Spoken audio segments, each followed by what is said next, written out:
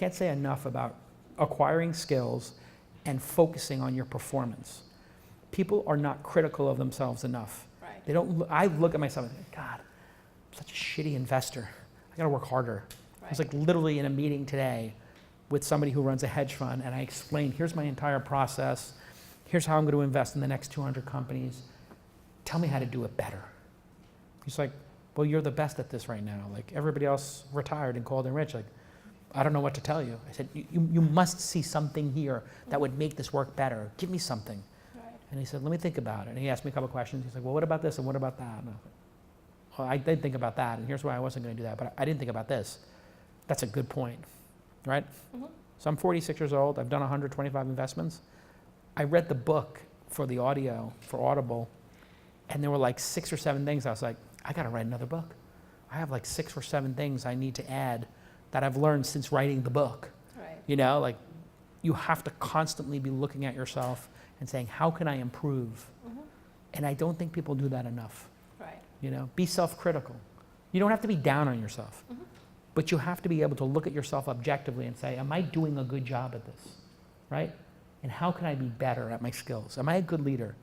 And I have a 9-person team, and what I do to the team is when we have our weekly lunch, I say, you know, once every couple of weeks, I'll say, what are we the worst at right now? What are we absolutely terrible at? And they're like, we don't really do paid marketing. I'm like, great. Who would like to make that our #1 skill? And somebody raises their hand and says, I'll do it.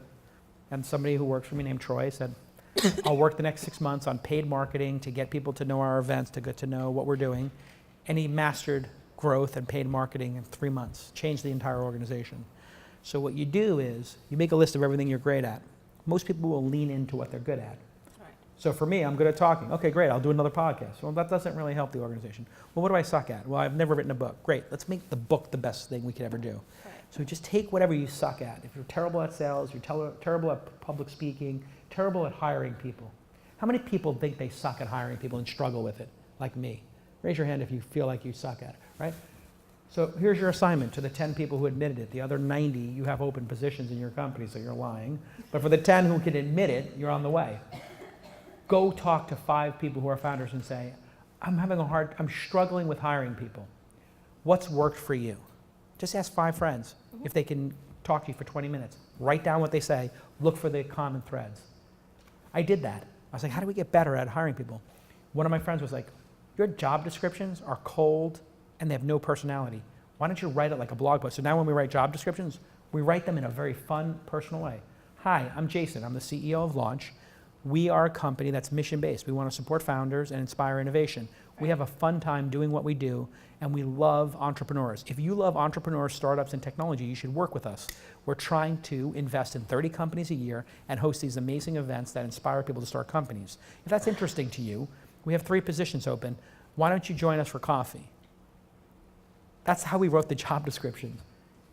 10 times better candidates, 10 times better. But I had to ask other people for help and to say, hey, what do you do that's working? Who's good at this? Mm-hmm. Man, people will tell you, this is one of the beautiful things about Silicon Valley. If you ask people for help here, they help you. It's unbelievable, with no expectation of ever getting anything in return. Tim Draper is so crazy rich, he owns every building in San Mateo, and he comes here and he helps all you guys and gals grow your companies. Right. He doesn't need to do this anymore. His sons don't need to do this. They're a bunch of trust fund kids. They're super rich. They don't need to do any of this. They get a mention in the book. They do. I was like, there's only 2. Well, I was like, nobody's born into this industry, except maybe Ron Conway and Tim Draper's kids. But that's it. But even you would think like, oh wow, you know, your dad and your granddad's a venture capitalist. Your dad is the greatest angel investor of all time, Ron Conway. Their kids work harder and take the work super seriously than most investors I know. Mm-hmm. This is a beautiful, amazing industry where everybody is trying to help each other to succeed. Right. It is one of the great things. So ask people for help and help each other. If you're great at design and your fellow, classmate or entrepreneur is, great at sales, there's a perfect dynamic there. Hey, teach me how to sell. I'll teach you how to design. Mm-hmm. And ask people to be candid with you. Right. Most people are not going to be candid with you. Investors will never tell you the truth. They're going to tell you, you are awesome. Your idea, I love you guys. It's not a fit for us now, but let's stay in touch. Send me your monthly updates, and I totally want to check in with you. It was amazing meeting you. Translation, I will never invest at you. I think you guys are schmucks. But that's what they say. Anything other than a yes is a no.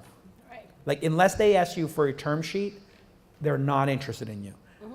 Only a term sheet matters. Whatever else they say, ignore. Right. There is nothing that matters other than, can we send you a term sheet, or can we see your term sheet? Can we discuss your term sheet? Unless it's at the term sheet level, assume it's not going to happen. And then what you do is, here's the big hack. Say, you know, Jason, it was a great meeting. I know you're not going to invest right now. It's not right. You could do me a real service. We're just getting started. It's our first startup. Would you be totally candid with me and tell me the 3 things I need to work on? When I have a founder do that, and most founders would never do that, I just tell them, like, are you sure you want to take the red pill, not the blue pill? Because the red pill, you know, the matrix is pretty ugly. Like, it's an ugly place. But I'll tell you, and then there's like, yes. And I say, okay, this design is a 5 out of 10. Right. Your business model has been tried before. It never worked. You guys have no experience and no skills. Come back with skills. One of you learn how to be developer. One of you learn how to be designer. Get this from a 5 to an 8.5 in terms of design. That'll take $5,000 or $10,000 in 6 months or 3 months if you're working on it really hard.